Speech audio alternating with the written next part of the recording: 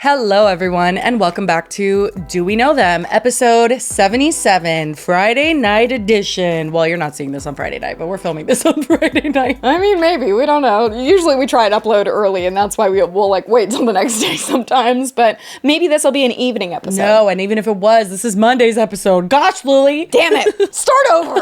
No. Not really. We don't have time. How are you guys doing? How was your weekend? Tell me everything. I thought you were asking me. I was like, I'm okay. How are you? Oh. No, she meant you guys. Sorry, no, I mean, how are you, Lily? Do I ever ask you how you are? Oh my God, do I? No, but I think that's probably because it's usually like, And I feel like we just talk every day. I don't know. We kind of just know how we're doing. Do you guys have friends where it's like, I mean, this is, I feel like how most of my friends have to be because I'm just really bad at asking questions. But like, I volunteer information in my life. So it's like, if something's happening, I'm not waiting for you to ask about it. I'm telling you. That is a very good description of you. You volunteer a lot of information. And I don't not ask people questions because I don't want to know. I just like, I don't know, because I volunteer the information. I expect that they would just volunteer the information. And you do, I feel like, for the most part. But it depends. I find it like kind of tasking to write out everything on text, whereas I feel like you're a lot more enthusiastic about texting long information. I can't. It drives me nuts. Like, I'm just like, oh, I don't want to write everything out. So sometimes I just hold things in. I don't know if it's the ADHD or what, but there's something about text versus like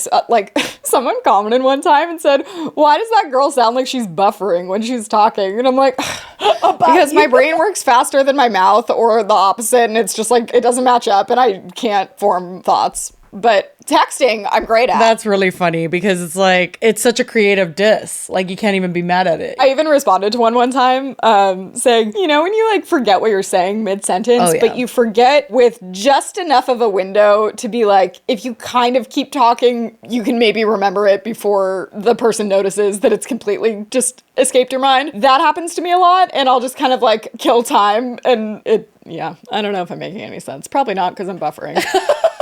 Oh my God. Okay. Well, let's just get on with this episode because I have a treat for you, Lily. And by a treat, I mean a nightmare. We got on this phone call and she goes, oh my God, this is my favorite story I've ever shown you. And I'm like, I don't know. I feel like you've had some favorites in the past. Not that I enjoy it because this person is not a good person. They rarely are. Well, yeah. But like, I just feel like I have so many like thoughts and I know you're just going to be so like surprised that I just really want to show you. I have to say the comments on our combat gel lady. Did I say it right this time? I know I mixed it up. Yes, you did. Someone said that I just really wear my emotion on my face. And I'm like, you do. That's a nice way of saying I have zero poker face whatsoever. I mean, I thought I was that way, but you really are that way. Like, there's been so many times where I'm editing a topic because I will take out some of Lily's comments because she's an Aries and she'd be a little feisty. Meow. Like, she gets a little intense. And so I'll be like, okay, I'm going to take that out because I don't want people to come for my girl, Lily. But her face tells it all anyway. I'm like, God damn it, Lily. Sometimes I feel like they're like intrusive thoughts. Like, it's not necessarily what I actually think. It's just like the instant reaction of what comes out. And I'm like, whoops, shouldn't have said that. Let's get into this topic because, wow, what I thought was one thing turned out to be a whole other thing. So I was scrolling my For You page today, as I do, and I saw a TikTok of Mama Tot. Do you know who Mama Tot is? Yes. Okay, so if you don't know who Mama Tot is... Sweet Southern lady. Literally, yeah, I was going to say, if you don't know who she is, basically that sums it up. Sweet Southern lady who gives people life advice, is known to be very empathetic, and she's just very sweet, and everybody seems to love her universally. She doesn't get into a whole lot of drama. She's like the internet's like godmother. Yeah, pretty much. And a while back, she worked with this dentist by the name of Dr. Kenny Smiles. Of course, it had to be Smiles, bitch. Of course. You know that's like my fucking dentist alter ego. Like, I don't know. I don't want to be associated with you, bitch. A while back, Mama Tot did this thing with Dr. Kenny Smiles, which I had kind of kept up with at the time. Basically, what happened is that he reached out to her and offered to do her teeth for free. This tooth over here didn't want to come out. So I want y'all to help me get Mama Tot's attention. She broke her partial and she got some teeth pulled, and I just feel like we can do something for her. She does so much for truly everyone else, and I just don't think enough people, turn that around on her. So I really want y'all to help me get her attention so that we can get her like the smile of her dreams. There's no reason why she needs to be wearing a partial. I want her to feel proud to eat and chew and smile and just, express herself the way she does already. Just, do it comfortably and confidently. So I just need your all's help to kind of get her to respond to me, because she doesn't follow me back, so I can't exactly message her. So maybe y'all can help me. So it's the first time I've ever tried to do this, so hopefully it works. You know, sometimes as an influencer, you'll get offered like free services, whether it's like Botox or something like that, in exchange for either posting about it, or they'd just be happy to do it because like they could put you on their socials, things like that. Teeth, though, that's a big one because teeth are expensive. Oh yeah, they are. That comes into play in a little bit. But yeah, they usually are. She politely declined and instead asked him if she could give away that free teeth session to one of her followers because she's an angel. Of course she did. Right? No, please, by all means, please give this gift to somebody that truly needs it. He agreed, but he didn't only agree. I think he agreed to doing it to 3 people. He's like, well, let's not just do it for 1. Let's do it for like 3 people. Give this gift to somebody that truly needs it. Okay, so we're going to have fun with this. Thanks to Mama Tot and the fact that she does like her partial and she enjoys like her smile as it is, we are going to... Well, I'm going to help 3 of her followers get a new smile instead. So I'm going to open up a hashtag on Instagram. So all you have to do is go to your own Instagram page and then use the hashtag MamaTotSmiles. And we'll say it's MAMATOT and then smiles. So go ahead and put a video in there and kind of talk a little bit about what you've been experiencing, with the smile that you have and how much it would mean to get a new smile. And actually Mama Tot's going to pick the 3 winners in 1 week. So the only thing that people are going to have to do is fly to Texas and I'll fix you up. So I'm going to try to include a video at the top of my Instagram with further details if I feel like any come up. So just, pay attention to that in case I think of anything after this video.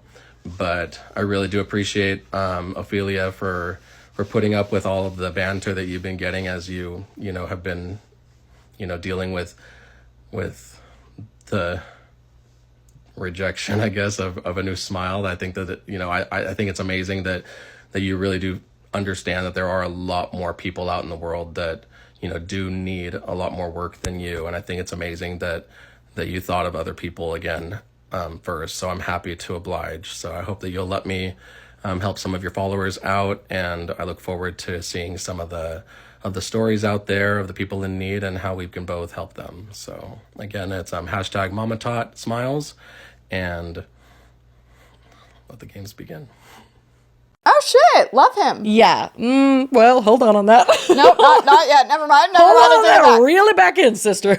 He did the smiles for these people. He absolutely did change their life. They themselves documented it. I know one of the most well-known people that got it done is now an influencer by the name of Chelsea Marie. I did follow along with her journey. It really did change her life. Like, a smile is so much more important than I think most people would realize if you were like born with straight teeth, or like you don't really think about it that much if you don't have to deal with that. But it's such a vulnerable thing to be self-conscious about because everybody looks at it. It's on forefront of your face. Anytime you're laughing, anytime you're greeting someone, like if you were self-conscious and then if that's always in the back of your mind, that's devastating. I know a lot of people, struggle with that, and he did change their life big time. And that's what I knew him for. And I didn't really know anything about him. Like, I didn't keep up with him. I didn't follow him because of the Mama Tot thing. So I really didn't know anything else other than he gave away free smiles through Mama Tot. So color me surprised when today I saw a TikTok of Mama Tot calling him out. And I was like, whoa, what's going on here? Because that's the guy that gave away the free smiles. And so I'm going to start off with that TikTok because you guys are going to go on the same journey that I went on.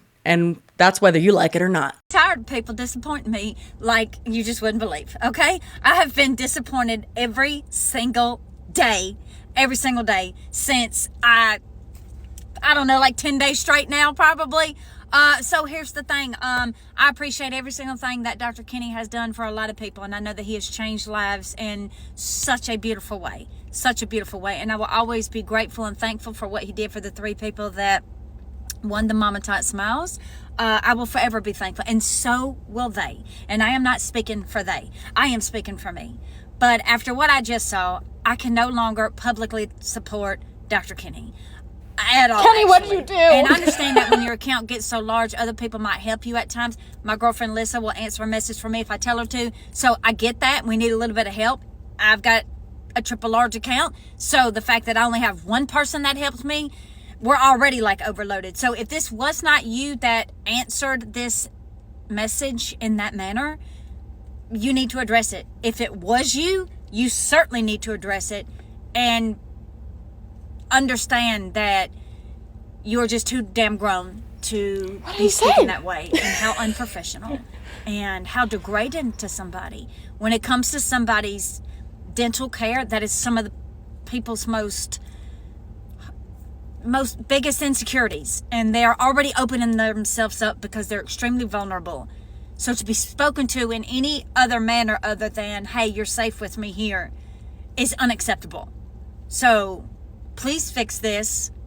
Please. Nobody else deserves to be hurt in any type of way by somebody else's words in such a vulnerable state like that regarding their dental care. I'm really tired of being disappointed by people. So, yeah, I can no longer support. Shit. What the fuck did he say? I know. I wanted to show you like what I saw because that's literally what I was thinking. I'm like, what happened? You're like, how dare you cross Mama Top? Literally. Immediately, I was mad at him and ready with my pitchfork. But okay, let's get into it. So what we're about to watch is Dr. Kenny, and this is relevant. I know you just want to know what he said, but this is relevant before we find out. He is launching a new show, which makes sense because, you know, a lot of like doctors have shows, right? Where they show different things, especially like social media doctors. Well, and teeth transformations is such a thing that people love looking at because the before and afters are so crazy. Right. So he posted this not too long ago. Exciting news. We are filming for my new show.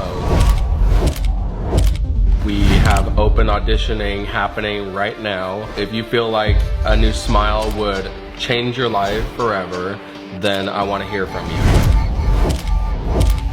I am looking for contestants that would benefit from a life-changing smile makeover.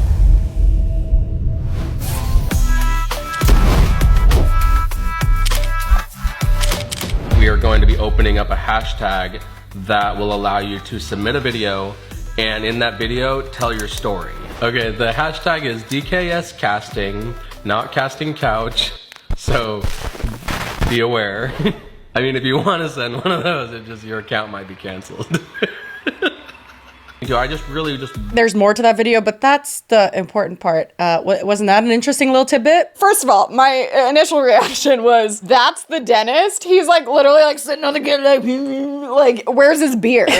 He looks like such a dick. Yeah, he just seems very like, whatever, like, I guess I'll film this. Like, it doesn't seem very like passionate about helping people. It's like, send in your shit. Literally, that is so true. He's like slouched back and just be like, tell your story. But then also, casting couch reference? Are you joking? You guys, if you're unfamiliar, which I assume most of you probably are familiar, the casting couch refers to like the pervy casting directors for like TV shows and stuff. It got famous in Hollywood where a woman usually would come and audition for something, but then would have to do like sexual favors in order to actually receive a part. And so that's known as like the casting couch. And then that became like a category of porn. Oh yeah. They will literally like have a woman there auditioning to be like porn stars or something, and then that person will end up like sleeping with them. Wait, so I had no idea that there was a porn tie-in, but when I just Googled it, it says the casting couch is one of the most popular terminologies on the internet. I don't know if I'd say that. On porn sites, casting couch refers to furniture which is often used as a set prop in adult films. In those films, a woman gets interviewed for an acting or modeling position in an office room. However, the internet knows the casting couch through the casting couch memes. As you probably already know, the casting couch has been used in professional adult films since 2007. See, I've only ever heard it referred to as like a gross thing that actually exists in Hollywood, not a porn thing. Well, yeah, it's both things. So I guess they played off of the fact that it does actually exist in Hollywood, and women and people auditioning for things had to do that in order to get parts. But it's absolutely, in no world, an appropriate thing for this fucker to bring up. That wasn't like a funny one-off, like, and then he then he laughed about it for a few seconds. No, like, he thought it was fucking hilarious. That was a knee slapper. He really was proud of that one. So it gets worse. And it actually gets so much worse. Right. I just love, too, the way your face just like, you just like perked up and you were like, what did he just say? Because honestly, I couldn't believe it. That's like a Harvey Weinstein reference that you're doing when you're trying to find people to want to change their lives with their smiles. Like, read the room, dude. So this is a girl coming forward, and we're going to read the messages because she doesn't actually read them in the video. So the girl is actually sending pictures of her teeth, because that's one thing that he encourages is like, if you're going to request if I can service you in any way, like show pictures of your teeth. The fact that you just framed it as service you made Jesus, Lily. Like, service the teeth. What the fuck? Nobody wants to be serviced by this guy. Yeah, no, in any way now. So then he says, thank you for your video. I will pass this along to Dr. Kenny. Wishing you all the luck. And then the person says, thank you so much, with heart hand emojis. The caption in my TikTok tells so much more of what I've experienced on this journey. And then she sends the TikTok. And then he says, which, I mean, the last message refers to it as if it's not Dr. Kenny, but still. But it is his account, which obviously multiple people have access to, including him, because we're going to get into his Instagram, but he very clearly posts on his Instagram as himself. It's not like a random person is always posting for him. So it could be him jumping in and out also. We don't know. And also, not to mention, like, it wouldn't be a leap to assume this would be him because he was the one that just made the casting couch reference. Correct. So it's not like it doesn't track. So then he goes, what's your address and phone number? I'm going to be deciding who makes the top 50 by making some trips to meet some in person.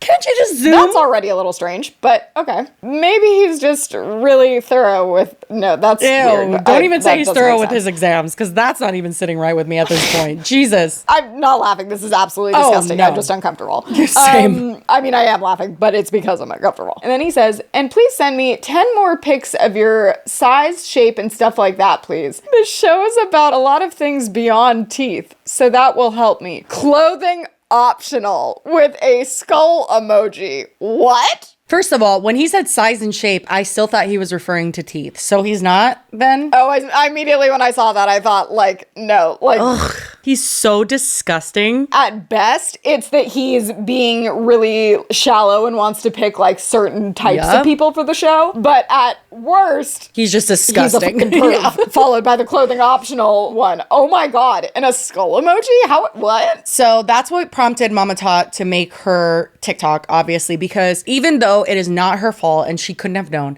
she understands that this person was exposed to a lot of her followers, that she kind of like co-signed him and his services and stuff. So she understands that. And that's why it is important that she denounced him. Like, I'm really glad that she did that. Absolutely. I mean, if I were her, I would have been 10 times more livid. Because literally, how did he, in any world, think that that wasn't going to get leaked or have a bad reaction? Well, we'll get into his persona a little bit, because this made me want to dive into him. I was like, let me look at his Instagram. Let me look at his TikTok. What does he do? Because this doesn't seem like a isolated incident where First time? like, yeah, like you don't seem like a first time offender. You have to have had like signs that you're a fucking weirdo. Surprise, he does. But before we do that, I want to let the other person who actually got one of his free smiles, Chelsea Marie, who just spoke out on him today. She had some things to say that when I did the research on his Instagram and socials, I was like, yep, that checks out. Here we go. Prepare yourself, because she goes off. I'm truly at a loss for words. I'm truly beyond the definition of disgusted and absolutely embarrassed for you, Dr. Kenny. Same. Let me just go ahead and say this before we get started on this video. I am forever grateful for the smile and the opportunity that I was given, and I'll forever be thankful for that. But that does not excuse your shitty ass behavior. And I think it's about time you get a dose of reality. Now, I really want to understand why you think that you are up here and everybody else is below you and you can talk to us as such. I really want to know, because like I said, I am disgusted. You are a bully. There's no sugarcoating it. I'm not going to sugarcoat it. You are a bully, and that is disgusting behavior that you portray on every platform that you have.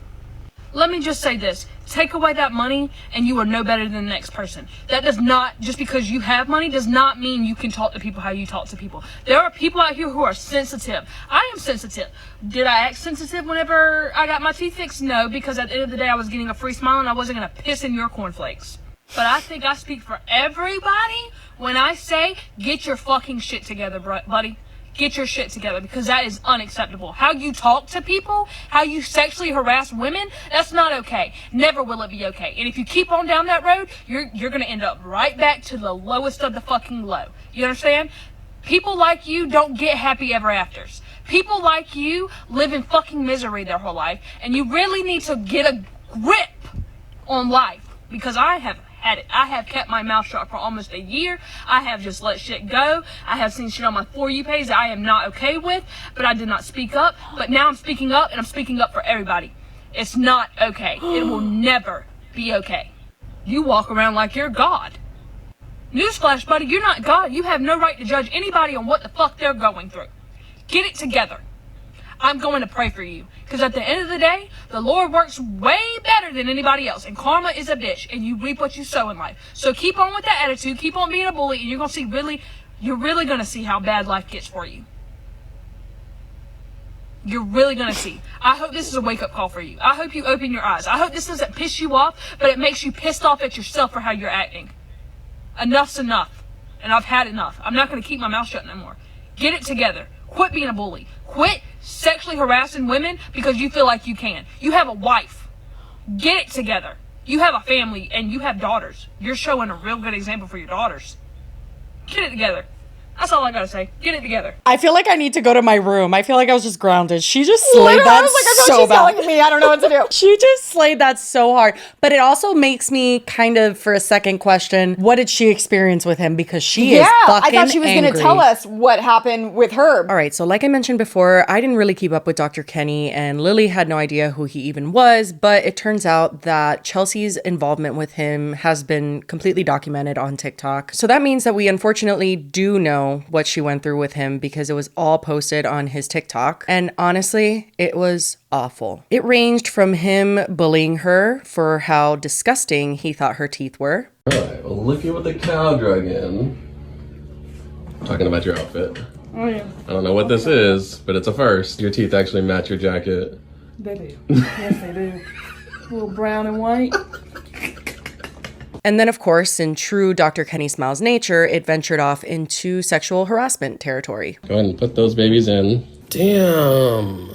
Those are right out of a Halloween catalog. Mm-hmm. You ever, kissed a guy in those? Yeah. My boyfriend every day. You kiss your boyfriend with those in? That was a man for life. That he is. Yeah, you're going to get f***ed for the first time for sure.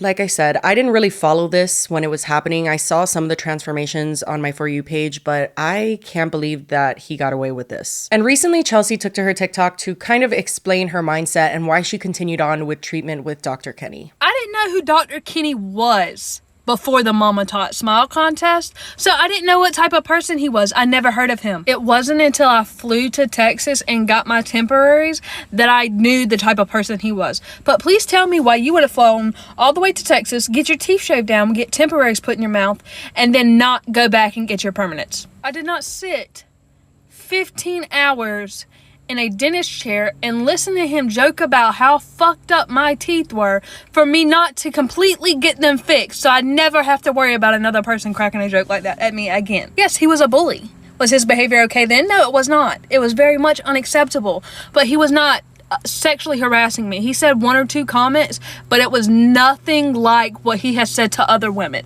And who's to say if I didn't speak out right then and there, the other two people who won the contest as well wasn't going to get stripped of their new smile because I came on the internet and bashed him. My experience with Dr. Kenny was shitty, especially when I went back and got my permanents.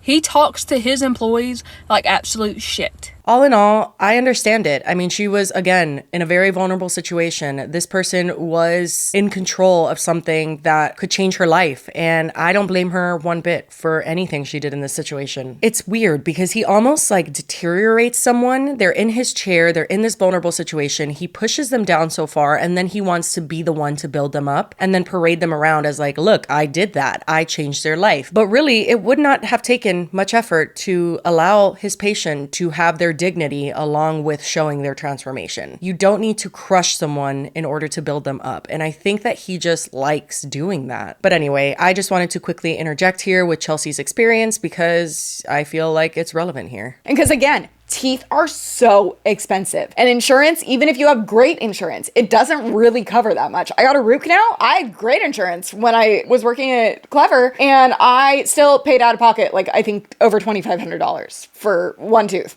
So I can't imagine getting a whole new smile. And if he's giving them away for free, that is a lot. But the fact that he thinks in exchange, he gets to...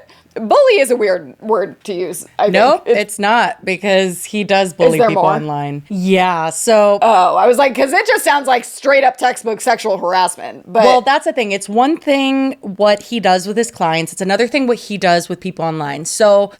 which avenue do we go in first? My God, I'm telling you, I found this and I just kept getting angrier and angrier. I could not believe it. I just don't understand how someone thinks they're going to get away with this. Well, you can easily see this guy has no fucking, like, anything he's done for charity, quote unquote, or like giving away smiles. It was all for something. He wanted the following. He wanted the attention. He doesn't actually genuinely want to help people. I don't believe that for a fucking second. I mean, that is not exactly uncommon, but at least if he's helping people, even if it is for selfish reasons, if he wasn't sexually harassing people, I think everyone could overlook it and be like, well, I mean, he doesn't really mean well, but he's doing well, so it doesn't really, what's the difference? Yeah. But fuck no, are you kidding? And he has a family and daughters? Mm-hmm. Yeah, that was the twist there that I was like, oh my God, I did not know that. Because again, I don't keep up with him. So I went through his TikTok because I was, again, curious to just see what kind of content he was creating before all of this happened. And there was a few situations where I was like, oh, like, what are you, like 5'8" or something? 5'11". You're 5'11"? 5'10" and a half. Oh shit! And don't forget the hair. Welcome. Tell me your name. Jessica. Jessica, where'd you come from? St. Louis, Missouri. Oh, let's see. You smile big. Oh fuck! I said be nice. So I said, Dr. Kitty's gonna hurt my feelings today. Dang, you've been walking around like that? Be nice. You're supposed to be nice. It's not that bad, right? You've seen worse. I mean, anyone's obviously seen worse than, but you have to look really far. I mean, oh my God! You have to go to Arkansas. yeah, we all need something that humbles us. So. That's true. Yeah. Well, luckily you came to the right place. I unhumble people. Good. You need it every once in a while. How has that affected you? Then she gets into her life story, but he starts off so many videos literally bullying his clients. I take back the questioning of the word bullying, because absolutely that's what that is. I just was thinking only the sexual harassment. But again, that is something that people are so insecure about. And even if you're about to fix it, you don't want to go in and have someone go, oh, gross. Like, did he just say disgusting? Yeah, he said, oh, that's disgusting. Things like this behavior are why I completely look at any other thing where, because there's some TikToks where he's not being like this, right? Where he presents like, oh, this is something that has made this person super insecure and I'm so happy to be a part of fixing it and trying to be this genuine person. This is why I write all of that off. And I'm like, you're full of fucking shit. Just because you're nice to one person doesn't negate things like this. You're embarrassing her on a public platform. You're embarrassing her even if this wasn't on a public platform, privately in a very vulnerable situation. You said that is disgusting. That is not disgusting. That is the teeth she has lived with for her entire life. What the fuck are you doing? Like, he literally does shit like this so often. Question. What is the difference between the people he does not treat like that and the people that do? Is it women? Is it a racially motivated thing? Or is it like he thinks they'll be hot once they get their teeth done? So then he's like trying to like be like normal guy where they like take you down and then they'll build you up later? It's kind of hard to tell because he seems to be a general douche where like there's one where he did a gay man's teeth and like, you know how you can put like a title where people can see what the TikTok is about when they're scrolling your page? So his title was like gay for a day. Inappropriate, not necessary. Literally. It's about teeth. Stop making it about anything else. Yeah, like he just seems to like to exploit his clients. Now, he does take it easy on people that seem overtly like sensitive to where their like head is tucked down and they're just like, I don't know how I could do this type of thing. Then he's like, oh, like they're here to change your life and I'm so happy to do it. Newsflash, Dr. Kenny, like not everyone exhibits their insecurities the same way. Like this girl, no doubt, felt fucking uncomfortable, but she's just like, I told you be nice. Like, but you hear her like uncomfortable. Some people are better at like pretending like it doesn't bother them, but it for sure definitely does. There was one more TikTok and then we can move on to his Instagram, but don't take this as being there's only 2 TikTok examples. Go and scroll his page for yourself. He is an asshole. I think I'll pass. But this one was, we just talked about those titles. This one was titled Crooked AF. I'm Kenny. Nice to meet you. Nice to meet you too. What's your name? Shay. And you came from where? Canada. Oh, shit. Well, what brings you all the way to Texas from Canada? I came to see you to hopefully get my smile and actually be genuine with it. Yeah. What don't you like about it? Everything. Yeah, smile big. Open just a little bit. Those are called summer teeth. You know what that means? Some are going this way and some are going that way. They're everywhere. Oh my God. How has that affected you? Then he tries to be like, oh, okay, so how does this affect you? But you just made a joke when she's so clearly uncomfortable. So I also have a question. Like this girl, for example, she traveled from Canada to Texas to come get this done. Is she paying for it? Yes, these are paying clients. Not that it makes any difference whatsoever. But how the fuck are you gonna be insulting these people that literally flew in from another place and are paying thousands of dollars to get this done, and you're just gonna make fun of them? Like, it's not a big deal? Well, because to him, and when we moved to his Instagram, like, you're just gonna be so fucking pissed. He doesn't give a shit. He genuinely could care less. Well, clearly. My reason for asking, though, also, if she was paying, that must be so awkward because they have to ask consent to film, obviously. And I feel like if you paid for it, like, unless you were comfortable on camera, wouldn't you be like, no, I can't imagine that he doesn't pressure them into it. Oh, for sure. No, I think he definitely does. And he probably puts them on the spot right before he does it. So it's like they panic and just say, okay. Yeah. But you could tell she was very uncomfortable being on camera, not even just because of her teeth, I don't think, just because she seemed uncomfortable. And then he's going to pull that shit? Well, he gets worse because one of Dr. Kenny Smiles' favorite activities is posting private DMs that his customers or potential customers send to him and clowning them on his Instagram. And he has done this for well over a year now. And I came across a few of them. So shall we read? One more question. I haven't seen any like official before and afters. Like, does he do that good of a job? Okay, he does good teeth. They definitely don't look unnatural or like, you know how some of them like are very blocky and shit like that. He does, I think they're called zirconia crowns, so they're not veneers and they're not dentures. Like, he does a specific type that does, in my opinion, it looks really good. Like, I think he does good work. But he's not, it's not like he's the only one that does this. And the reason people are flying in to see him is because of his following, I guess. Yes, I think that. But I also, I mean, I do think he does good work, which is the unfortunate part because there seems to be like some good assholes out there, like talented assholes, I guess I should say. No, that's what sucks. I'm like, if these people that are like going because they do really respect the teeth work that he's doing, but to get it, you have to put up with that shit. Like, oh my God. I almost think that he got so cocky because he is good at it. And also he's just not a good person to start with, but it kind of just fed his ego being really good at his job, then getting that cosign from Mama Tot, getting the social following. It just was disaster. Okay, so let's just read through these in no particular order. So this is a DM that he posted that is from someone, I guess by the name of DJ Don. And it says, yo, what's good, homie? I'm DJ Don Perrion of 97.9. I DJ'd J. Chris' basketball tournament not too long ago, told me to get with ya. I forgot to connect with you before you left. I'm also from Garland and looking for a dentist. Do you do cleanings or cosmetic work? So it was someone that was referred to him through someone they knew. It wasn't even like someone through social media. And Kenny responds, hey buddy, ... just cosmetic, no cleanings. Cool, fine, wonderful conversation. The guy responds, okay, gotcha. Being on radio, I'ma def have to come see you soon for some pearly whites. Trying to find a family dentist at the moment. Kenny responds, Dr. Bokey, I don't know how to pronounce that, is my fave for that. Brad Bokey. The DJ says, send me his info, I'll check him out. To which Dr. Kenny responds, or push Google, dude, I'm not your bitch. And he posts this on his Instagram and was like, right guys, like, no, like you were having a regular conversation. It was all going fine. And then you were just a dick. This is not even like the worst of it by any means, but I saw this and I was like, you're such an asshole for no reason. And also like if you're willing to like give a recommendation, but then like immediately after be like, I don't have time for this shit. Like, don't respond to the first one. Literally, like he just can't have regular conversation. He gets so irritated so quickly. Anyway, then there's this post And he has a lot of people telling them their life story, right? Like that's kind of what he encourages. Like send me pictures, tell me your story, not just through this show thing, just like through working with Mama Tot, through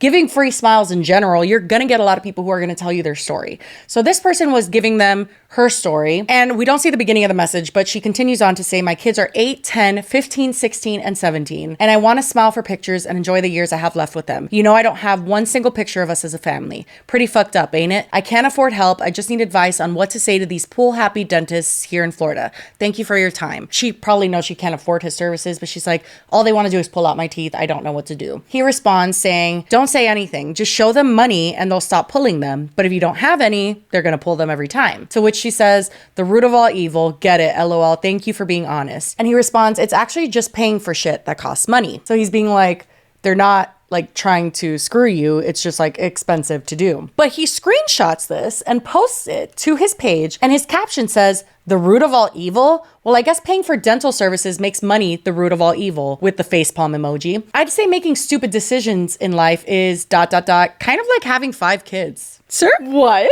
Are you okay? When was the last time you sat with a therapist? Don't get me wrong. The thought of having 5 kids to me is absolutely off limits, terrifying, never gonna happen. But just because they can't afford thousands and thousands and thousands of dollars of dental work, like I feel like this is a way of him saying, maybe you shouldn't have had kids and then you could afford to fix your teeth. Oh, for sure. It's like, don't get Starbucks so much and then you'll buy a house before you know it. Like it's that type of vibe. But my question is, in what way, shape, or form was this woman nasty to you in any way? And in what way did you think this was okay to post and blast her for? Like even if she wants to have maybe a misunderstanding of how expensive dental work is on the end of the dentist, which I don't know all of that. Like, you know what I mean? Like, I don't know how much like the porcelain cost or the zirconia crowns cost. I'm not sure. Here's the thing. He seems just so like, I'm too good for this, but it's like, stop responding to messages. Why even engage if you're just gonna shit on them? Well, it's one thing to engage. It's a whole fucking other to make it your brand, to post these people and blast them on your Instagram page continuously. We have another one. This one's really bad because, again, one thing that people do and are encouraged to do is show pictures of their teeth to him. However, that's a very vulnerable thing to share with someone, and you would absolutely hope that the person you're sending that to, if they're a professional and a doctor, would not repost that and clown you. Right? Well, he posted this message and it says, well, the good news is that I can probably fix you without a denture. Bad news is just getting the finances for it. So you'll need around $18K for the top. And in this picture is the teeth of the person who's reaching out to him.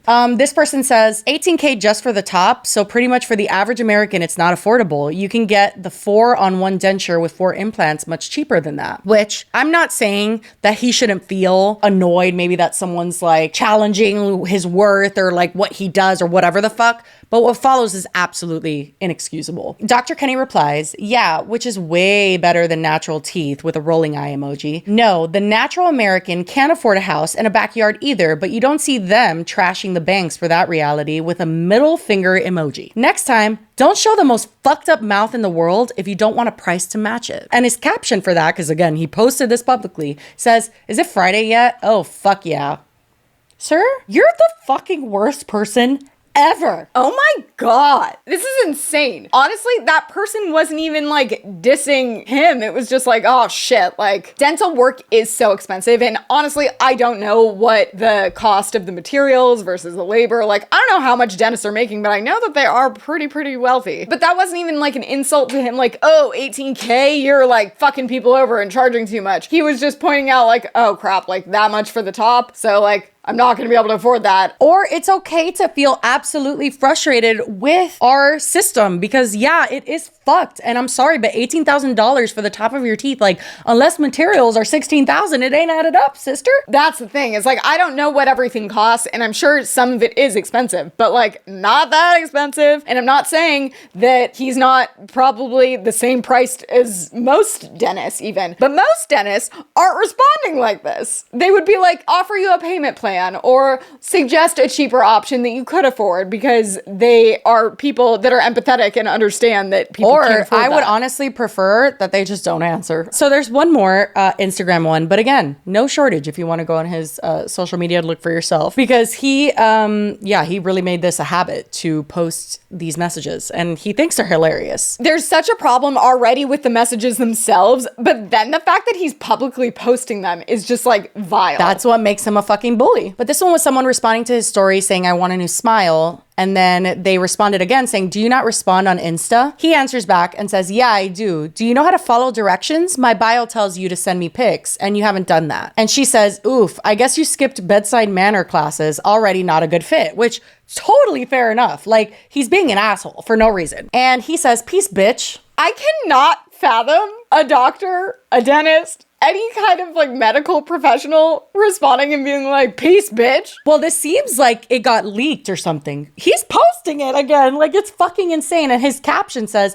seriously though, I have no idea why people in this business are called patients, because I rarely find much patience. I think you don't have any patience, sir. Something else that I noticed was his TikTok bio says, the politically incorrect dentist. But you don't get to be like, well, if you just like worked harder, you would be able to afford my services, and then also want to play like, I'm gifting free smiles for the world. Like, you don't get to play both sides, buddy. Like, just choose one. Anyway, that is where we're at right now. I am sure because Mama Tot like demanded that accountability from him and like, hey, I need you to post and just talk about what the fuck happened here, even though it's like, that was him in the messages, allegedly, but also... It's interesting that Mama Tot even gives him the out of, like, maybe you're not the one responding, but it's like, he sure as fuck is the person in the video saying all that. That leads me to my kind of, like, final thoughts on it, and I'm not blaming Mama Tot at all, because she is going through a lot of shit. You know, she lost her kid. She's been fucking dealing with shit. But it's clear that people like Chelsea have kind of, like, realized that he's an asshole over this past year, and I wonder if Mama Tot just maybe didn't keep up with Kenny like that. And I don't know if she follows him or what, because if she did follow him, I'm like, how could you like not see it just because it's so bad? It wouldn't just be the messages that would be the red flag. It would be all of his behavior in the videos that he's posting, and it's clearly him. I think that most people too, including Mama Tot probably, wanted to see like the best in him because he did do good things, or again, maybe just didn't follow along that closely. But regardless, he is a fucking asshole. If you're in the Houston, Texas area, please avoid Dr. Kenny. Jesus. But that was the TikTok dentist journey. You're welcome? ? But wasn't it fucking insane? Like, I was like, I cannot wait to tell Lily about this. This is insane. You know, I was hoping for a more lighthearted thing, my bad. But I'm sure that did elicit some great facial reactions from me, because holy fuck. Yeah, that's the wildest TikTok thing we've had in a long time. I feel like that was just jarring. People blow my mind with how unapologetically disgusting they are. Yep. That's one thing the show has taught me. Before we move on to our next topic, we do want to quickly thank the sponsor of this episode, and that is Babbel. Gracias. Oh, God. So, Jesse, what do you call a person who can speak 3 languages? Trilingual. What do you call someone that speaks 2 languages? Bilingual. What do you call someone that speaks 1 language? Monolingual. I don't know. American. Oh. You guys, I can't take credit for that. That was a Babbel provided joke. I'm not that funny. I get kind of nervous when our Babbel sponsorship's coming up, because I know that everyone's going to check in on me, and I know I'm going to be failing as a French speaker. Give us a progress update. Je vous partir en marché. Say it again. Wait, now you're making me nervous. Je veux partir en marché. Okay, I'm going to the market. Well, if you ever forget that, you could always fall back on the old faithful Je suis la jeune vie. What does that stand for again? I think that means I'm a small girl, so it doesn't really apply here. But luckily, Babbel does teach you like everyday phrases like I need to go to the market. Yeah, another thing's much more relevant to me because I am indeed not a small girl. And also, just instead of paying like hundreds of dollars for a private tutor or like playing those, little games on your phone that they're fun while you're playing them, but they're really not teaching you anything that's gonna stick with you. Babbel's quick 10-minute lessons are designed by over 150 language experts to help you start speaking a new language in as little as 3 weeks. And again, Babbel is real language learning for real situations. So I feel like my problem is that in high school when I learned Spanish, they wasted all my time making me learn stuff that I'm never going to say. Yeah, Babbel's gonna teach you real life conversation skills, which is a lot more valuable in the long run. And we do have a special limited time deal for our listeners only. If you guys want to try out Babbel for yourself, you can get started right now and get 55% off of your Babbel subscription at babbel.com/DWKT. That's spelled BABBEL.com/DWKT. Rules and restrictions may apply. And thank you so much to Babbel once again for being an amazing sponsor of this podcast. Gracias. Oh, God. But yeah, speaking of people who, well, I wouldn't say have disappointed us because I had no hopes for this dentist. I didn't know anything about him. But moving on to people that are disappointing in general, Ashton Kutcher and Mila Kunis. Well, just Ashton Kutcher. Yes, which you might be like, you guys already talked about that.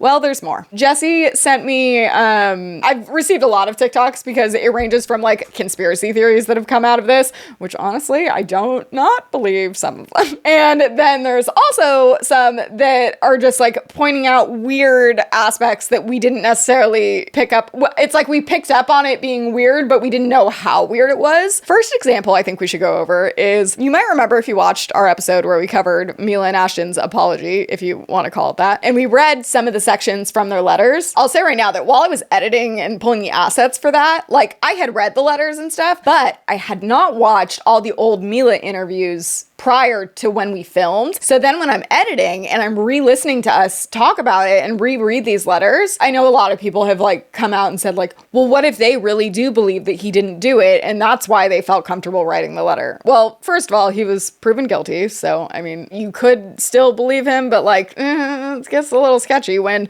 Ashton's literally closing his letter like, I know he was convicted of 2 counts of forcible R-word, but I think you should think about his daughter. Just, though, that they both like refer to him as like this genuine and great stand-up guy, as he's a role model. And then we find out that literally the beginning of all 3 of their relationships was him betting Ashton $10 that he wouldn't tongue kiss a 14-year-old Mila during their shoot. What's funny is when she was 14 when we started the show. I was like 19, right? Right. And they're like, okay, you guys are going to be making out in this scene. And I'm like thinking like, wait, this is like slightly illegal, gonna say, that's right? probably your first kiss ever, right? He was my first kiss. What's someone bet you made with Danny about our first kiss? No, it wasn't the first kiss. No, This was like go a ahead, second or Ashton. third kiss. It was like the first week. No, it was not the first week. Whatever. Let me tell you what happened. what No, let me tell you what happened. No, okay, so I've never kissed a guy. So I was so, I mean, you know, Ash was attractive, and I was a 14-year-old little girl, and I was extremely scared for my life. Sure. And he was very nice about it. He was like, oh, don't worry. So I was like, okay. Then Danny goes to him and goes, dude, I'll give you $10 if you French kiss her. What would you stick your tongue in my mouth or some? What? No. For $10. You're making it sound like it was like really. Okay, Dan, we had a little side bet going. Yeah. Like, Which was? It wasn't very as to whether or not, you're kissing on the show or boyfriend and girlfriend. Yeah. You would use tongue, right, Rosie? I mean, you would. It depends what kind of an actor you are, I guess. Absolutely, right? Yeah. So Danny bets me like $20 that I wouldn't do it, and of course I'm like, yeah, sure, what's the deal? You know? And then the cop showed up and you got arrested, pretty much. They should have, but they didn't. He never did it. And I so did. He claims to this day he did it. I swear. Mila, I so did it. He never did it? I didn't let him. I think he tried, but I think I kept my mouth so closed. Come on. Yeah. You did the old teeth block? Yes. Yeah, you didn't let him do the teeth block. You were like, oh, Yes, he never got his tongue. You were very in. excited. You didn't, Ashton. Just admit it. Dad, I swear. She's 14. She didn't. You stop it. That was not the first. You had turned 15 by then. No, she was 12, but I know it. There's a big difference. That 1 year makes the whole world change. All right. And is it true that your first kiss was at the mouth of Ashton Kutcher, your co-star on that set? Yeah, I was like a late bloomer, and so when I started the show, I was 14, and in our first episode, we had to make out, and I've never made out with anyone, ever. The first person I ever kissed was for Days of Our Lives, and so I never, had a boyfriend, I was just always in school or working, and so he essentially made a bet with Danny Masterson, who plays Hyde, which has been said before, but I will say this has never happened. He made a bet for $20 or $10, saying that in a kiss, you slit his throat. Right. Well, according to Ashton, he did it, but it never happened. So Danny still gave him $20, which he didn't deserve. Oh, he didn't do it? No. He lied. How old was Ashton when this happened? 20. He was 20 and you were 14? Yup. Wow. Well, we're going to get that son of a bitch thrown in jail. Which, when actors are kissing, they're not supposed to be, shoving their tongue in your mouth. So that is so wrong on so many levels, mostly because she's fucking 14. But the fact that Mila and him have the nerve to be like, he's been just a role model and big brother figure. And I have to say, I know she went through hell. Like, that must have been such a weird era of her life. And like, people are throwing around the word grooming quite a bit these days, but I feel like she is a textbook definition of being groomed. And the writers of that show enabled it. I mean, she's married to the person. Exactly. So it's like, she might not even realize how fucked up it all was. Think about even in like as a non-actor or celebrity TV show setting. If you're a girl around a bunch of guys and they're making a bunch of crude jokes and you're like the butt of the joke, you aren't going to be like, oh my God, fuck all of you, stop saying that. Because the second you kind of fight back, then you're the bitch and everyone is gonna just go harder and hate you. So in my eyes, it's very clear that Mila really leaned into being like the guy's girl. And she's like this cool, she'll roll with the punches, she's cool with whatever, but she had to be, because the second she wouldn't have been, she would have been the difficult actress. It would have isolated her, I think, from a lot of the cast. And instead, she was like one of the guys. You know what makes me really sad about what you just said? It just sparked a memory of an interview with Ashton Kutcher where he was talking about Mila Kunis as a mother. And what's interesting is that I always thought about it in a way to kind of like diminish myself and be like, well, I should be more like that, you know? And what he described was that Mila Kunis was such a good mom, which that part's great. His reasoning was that he would get home after like a long day where she would be alone with the kids. And he would ask her like, how was everything? And she would just tell him like, everything was great. And he said that he would know that everything wasn't awesome, but that it's just so great that like she would describe it as such. Like she would be so like, oh, like I handled everything, but like he knew she went through shit, but like she won't even tell me about it because she's such a good mom, like type of vibe. And I always like put myself down for that because I do love them both. And I always watch their interviews and I was always like the opposite of that. Like one little thing happens and I'm calling Nassim crying. You shouldn't have to keep that a secret. I know. Like your partner is your partner for a reason. And I'm always like very open with Nassim to the point where I sometimes feel like I'm complaining too much or like he'll be, you know, working and I'm just like calling him and I'm like, well, I don't know what to do about this. Like, and I feel like so weak because of it. But at the same time, it's like, this is your partner and you do shit together. I was just going to say, I mean, that's your partner and that's the person that's going to be able to relate to your frustrations the most because hopefully they're also doing the same kind of things and they're going to be able to understand where you're coming from. But you just saying that reminded me of that because I just feel like she probably just tried to do that in every aspect of her life. Just be the person that like, nothing's wrong. Like everything's fine. And I'm not trying to give her an out for writing a letter for Danny Masterson. It's just like, interesting to see her journey because it is kind of sad. Honestly, watching those interviews gave me goosebumps because it was like there's one with Danny Masterson and she's talking about the wardrobe and how she hates it because it's all like 70s old stuff and she's like, it's not flattering and the fabrics are weird and the waistbands are weird. And they're literally from the 70s. They're 30 years old from like old basements of somebody's house. They come in, they clean it up, and I'm forced to wear it. And yeah, but you look really hot in it. Well, thanks, Danny. Yeah. I don't feel very hot in it. And he literally is like off to the side making snide comments about how she's hot and was hotter at 14 and like. I ended up getting the job and I didn't Working know. With me. Yeah, and she was as hot as she was. You know, come on, this one. 14. 14, she was even hotter. But I'm not allowed to say that. And have you guys learned a lot from this acting job? I mean, has it taught you a lot about acting, Hollywood, No. the whole thing? It taught me how to be friends with someone like Danny. Yeah. Little.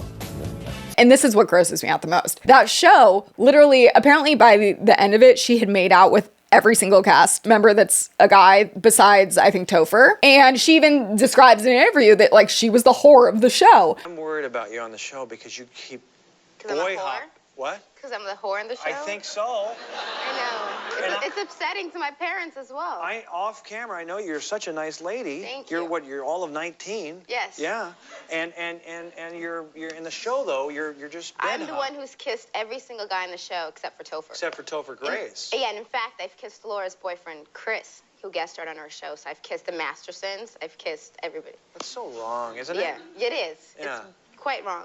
Yeah. And what do the writers? They just throw you, they don't care. No, they just, I don't know what they're thinking. I have no choice but to just kiss every man on the show. I would never ask this question because I don't really. Aww. But seriously, Ashton Kutcher. Now he's kind of the guy, right? He's the heartthrob kind of guy, right? Sure. Yeah. No, I mean, yes. he's handsome. Yes, he's handsome. You get along with Ashton? Yes, I love every single guy in the show is awesome. But what about Ashton? He's special, isn't he? They enabled this group of not only the people behind the scenes, but then they enabled the group of actors that are on screen and do interviews with her constantly, and she has to be associated with. My name is Mila Kunis, and I'm from That 70 Show, and you're watching In the Crease TV. Hi, I'm Ashton Kutcher, and I'm from That 70 Show TV. No, That 70 Show too. Yeah. And the reason I'm doing this is not because I think In the Crease is good, but because Josh told me Mila would sit on my lap and like, it feels good. So she just has to be like the girl that's okay with guys making crude jokes about her all the time. Not only do I get to work with our beautiful, sexy, hot next guest on That 70s Show, but I'm lucky enough to play her boyfriend, so I get to make out with her. Okay, a very talented, hot, smart, and beautiful Mila Kunis. Which, how is that legal for her to be a 14-year-old kissing these guys that are over? I don't know. I think it was her first kiss. Yeah, like on TV. On the show. Like Right. we have our first kiss like memorialized on a TV show. Right, but was it weird kissing a 14-year-old at that point? Yeah, it was really weird. I was like, wait, God, isn't this illegal? Like, am I allowed? Like, How like, come just because it's TV you can do things that you can't do? I don't know, but it was really awkward because I'm like a 19-year-old kid going like, and you had no physical attraction to her at that point. She was 14, right? Like she was like my little sister. Like I wanted to make sure she was okay. And like, Does the law like make it so like kissing is not a thing? That's actually a good question. I would assume it would have to be, but it makes me think maybe it's not, because otherwise how could they have done that? But the fact that they even use like a loophole to do that is insane. So that's what was triggering me so much is I'm like, so you have this group of writers that's literally like passing her around to this group of actors who then she has to go do press stuff with as well. And then they are using it as this like, well, look at us. It's bragging rights for them because they're allowed to hook up with this hot 14-year-old, which like, oh my God, do you hear what you're saying? They talk about how they know it's wrong. Like Ashton's been quoted saying like, isn't this illegal? Like she's like my little sister. I mean, this is totally me just speculating, but to me, it seems like she had to just really lean into being the guy's girl that's cool with everything and just like rolls with the punches. And that's so sad that it started so early. And then she ended up marrying one of the people that perpetrated and all of calling that. the other one a role model when literally just that one interview alone of the bet is like enough to be like, clearly he was not this like genuine older brother figure. He was a fucking creep. Yeah. But further than that, there were parts of the letters that we had problems with where they just felt so irrelevant. One of which being Ashton Kutcher is praising Danny Masterson for after 9/11, he was helping firefighters and like rallying his co-stars and friends, blah, blah. Well, Jesse sees this TikTok. It was literally like a jarring moment because when I read that, I could not think of anything more relevant in my mind to an R-word case. Like anything. Like not one single thing on this planet. We are not talking about even the month of September. The only thing I could gather is that they like didn't have a whole lot of examples. And they're like, what are some of like the standout good things he did? So you think, reading that, he must have at least done good stuff. And we said, like, just because you do good stuff doesn't mean you can't do bad stuff too. Two things can be true at once. But guys, it turns out that this firefighter thing might not have been as good as Ashton made it out to be. So, oh my God, I was so shook by this. So apparently, something we didn't get into a whole lot, and we're still maybe not going to go like super deep into because there seems to be a lot there, is that Danny Masterson is a Scientologist. And people are rumoring now are Ashton Kutcher and Mila Kunis like secret Scientologists, but there aren't really secret Scientologists, right? Like you have to proclaim your Scientology. No? I think there's some that are secretive. But, and I do want to say right now, because I know there were a couple comments that were a little mad that we didn't dive into that. Honestly, guys, once you start down the Scientology rabbit hole, like it's so much and it's so overwhelming. So that is why we're not diving into it. Not because it's not very valid in a lot of this case and a lot of Hollywood in general, but just because there's so much to it that I don't think we could even try and do it justice. Okay, so the firefighter thing. Basically, he did help the firefighters, by creating a detoxification fund or treatment center thing. Should we just, here, let me find it and I'll just play it. Reporting from the underbelly of Reddit. I'm coming up for air. I found something on Reddit, and it makes Ashton Kutcher's leniency letters that he sent to the judge even weirder. So when Ashton was talking about Danny's character, he brought up a very specific situation. After 9/11, Danny was a huge advocate for support of the firefighters affected by the event, rallying his friends and co-workers to pitch in however they could. This made it sound like Danny was really in the front lines, helping and being an activist for the firefighters affected by 9/11. But that's not true at all. Danny Masterson held a charity event called the New York Rescue Workers Detoxification Project. This charity event was to raise funds to treat sick 9/11 workers using L. Ron Hubbard's Purification Rundown course. So with the funds from that charity event that Danny Masterson hosted, the Church of Scientology, along with Danny Masterson, opened a medical clinic just 2 blocks away from the disaster of 9/11. These firefighters who were coming to this medical office to receive medical treatments and counseling services quickly realized that this whole medical thing was just a ploy to lure them into Scientology. Firefighters started to complain that this Danny Masterson-backed medical center was not actually giving them real medical care, but they were operating under the teachings of L. Ron Hubbard. These people who were presented as doctors and medical professionals started to tell these firefighters that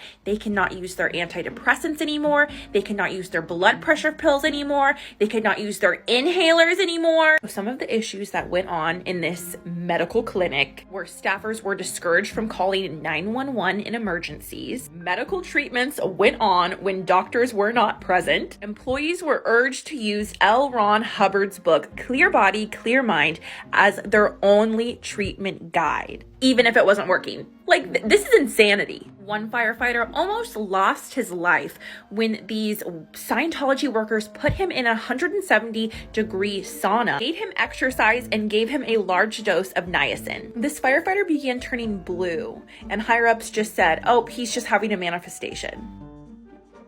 In conclusion, I find it so strange that Ashton Kutcher mentioned this in his letter, trying to make it sound like Danny was some sort of saint trying to help firefighters after experiencing 9/11, when in reality, this entire charity project and what became a medical clinic put firefighters in more danger. This man did not ever care about the firefighters affected by 9/11. He just cared about reaching a higher level in the Church of Scientology. Admittedly, I did not see the whole thing, and that was the first time I've ever seen the whole thing, and holy shit. I think I missed the sauna thing the first time. Same. That's unreal. And also, I just want to point out that even in one of those, like the text on screen, it describes L. Ron Hubbard as a science fiction writer and the founder of Scientology. Also, I know that, don't they believe that, like, once you get to the highest level of Scientology, there's something with, like, an alien? Yes, something. Leah Remini says it. It's like Xenu or something. Yeah. Like, you finally get to that last level and they just feed you some weird bullshit from a book. I think it's Leah Remini talks about it. And she's like, and then I got it. I was like, what? Like, are you fucking kidding? Like, and that you have to pay each, like, to get higher up in the religion. And there's so much, again, Scientology is so deep. There's so much to L. Ron Hubbard's history before he even wrote those books that completely discredit him as any sort. Like, there's nothing there. He is completely a person that was mad and didn't seek treatment and was somehow able to gather a following. That is what that is. Which is insane, because also this following specifically is so heavily, like, Hollywood is so entrenched in Scientology. And even this show alone, that 70s show, Danny Masterson, Laura Prepon, I think there's at least like 3 others that were also And I mean, I know this is not that 70s show, but I was so shocked to realize that Alana Masterson is Danny Masterson's sister. All the siblings are like actors, and Alana Masterson was Tara in The Walking Dead. And I was like, oh my God, I loved The Walking Dead. I didn't watch The Walking Dead, but I did watch, I think I sent you, it's that 6 degrees of, like, no, like 6 degrees of 7 bacon. No, 6 degrees of Scientology. Because literally his siblings are all like related to famous people. There's a lot of people that are rumored to be in Scientology. Even like Dakota Johnson. And I was like, oh, I like her. No. Well, a lot of people were born into it. They're born into it, or a lot of them, I think that's why people are kind of insinuating maybe Ashton and Mila could be like secret members, because they were around all of these people. It's not like a leap to think that they would have been influenced by people they were working with every day for 5 years. I don't really know how I feel about that, and I would have to do more research, but this aspect of it, where it's like, that was what was used to make him look like he's this, like, just gives back to the community, and in reality, he was just, like, furthering his own, like, Scientology ambitions. Like, that's bullshit. Yeah. Before we even get to the main thing, can I add in one more thing that a lot of people commented in our coverage of it? Two things, actually. One correction that I can't lie, I knew at the time, but you had already recorded the voiceover, and I didn't want to make you do it again, and it was going to be confusing, and then I added something in. But that third count of R-word that he was not convicted of, Chrissy, the ex-girlfriend, he wasn't technically found not guilty. It was that the jury was deadlocked with, like, I think it was like an 8-4, like 8 guilty, 4 not guilty. So they just like couldn't convict him for it. So he technically wasn't found not guilty. They just couldn't come to a decision. But one more thing is how interesting it is that Mila and Ashton both rave about him. Like, one of their main points in these letters is that he really promoted this like drug-free lifestyle, and he got them to not get into drugs, and he was always so passionate about not doing drugs, which is particularly ironic, a lot of you pointed out, because he was convicted of drugging the girls. We didn't discuss that, and that wasn't something I knew before we recorded the last episode, but yeah, that was a very important aspect of the case that was consistent throughout the victims. Ironic is a nice word for it, but yeah. Something that people also pointed out in our last episode that I was like, oh my God, I can't believe I didn't remember that, is that when you brought up that this was like when Ellen was called out and then a bunch of celebrities stood up for her and were like, oh no, like I didn't experience anything toxic. One of the people that stood up for Ellen was Ashton Kutcher.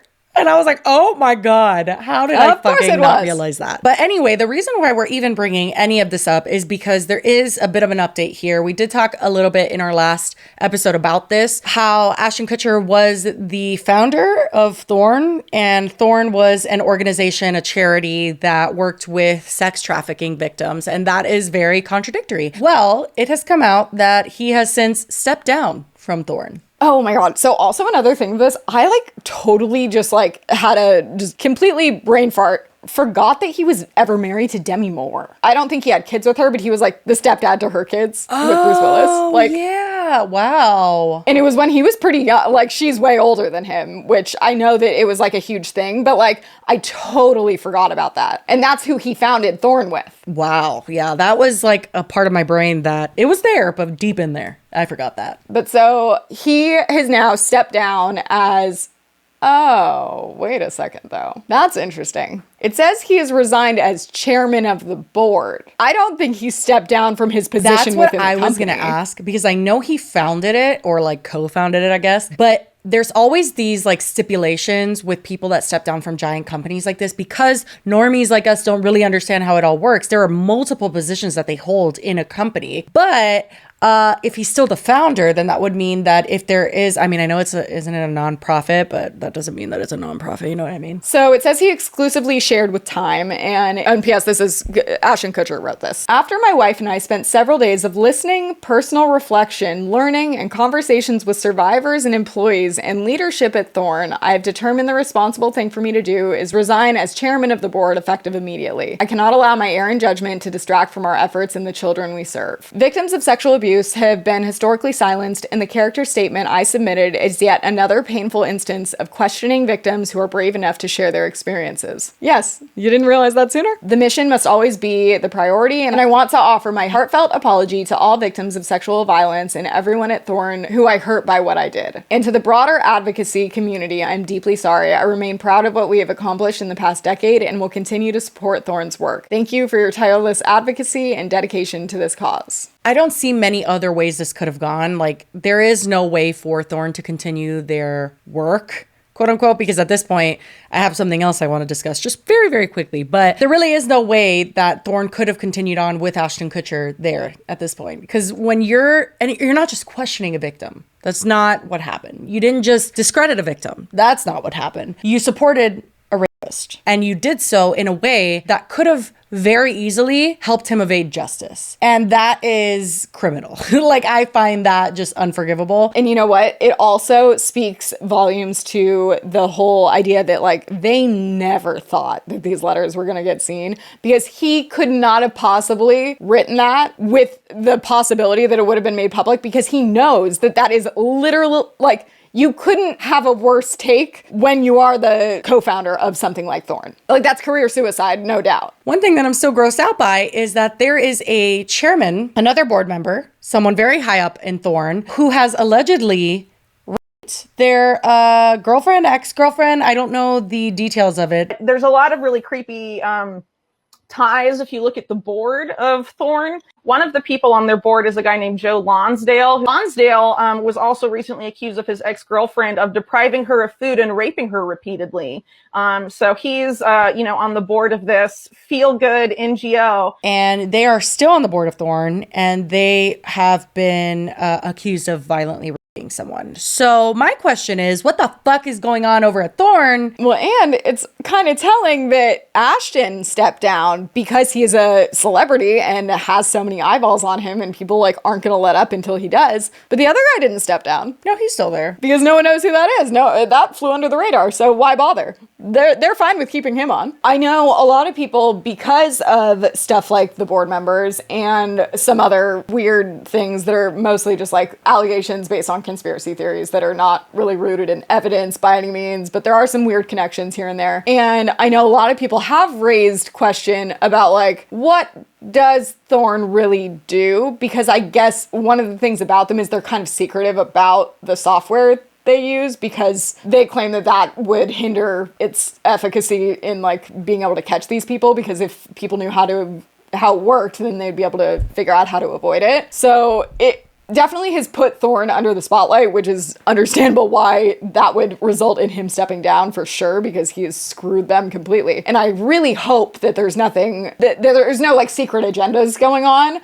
But we'll keep you posted as more people do more digging, because the fact that there's so much Scientology infiltration in all of this case in general, I think people are also saying, like, what if they are involved with Scientology and that has something to do with Thorn too, and that it's not as, just like the firefighters thing, it's presented as this great thing that's helping people, but in reality, there's some like more nefarious undertones, which I'm not saying we believe or are subscribing to. I'm just throwing out that it's spawned a lot of conspiracy theories. Well, and I think that this being shown against their will, because obviously, again, they didn't want it to be seen, it does confirm a lot of fears that I just have in general about people putting on a front when they're full of shit. And I think that it's really disheartening, because even people that seem genuine, even people that seem cool, people that are very talented, whatever it may be, they can be hiding some crazy fucking shit. And oftentimes when you're in a position of power, you are. Maybe it's not how you started off. Maybe you did have good intentions to start off with. But I think that a lot of times, especially like in politics and stuff, it does turn into something really like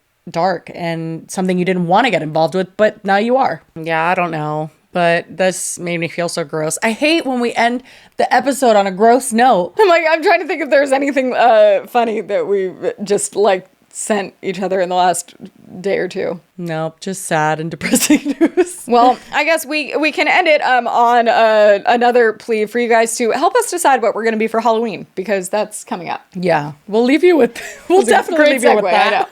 I know. But yeah, that's it. So thank you for being here. If you watched till the end, as usual, we appreciate you. I mean, we appreciate you if you didn't watch till the end, but those people don't get to hear that we appreciate you, so they're lost. But that's it for today. Do you still have a beverage? Should we cheers to end this? No, I drank it all. Well, just cheers to you guys. I'll drink alone. Anyway, we love you, and we'll see you on Friday. Bye. Bye.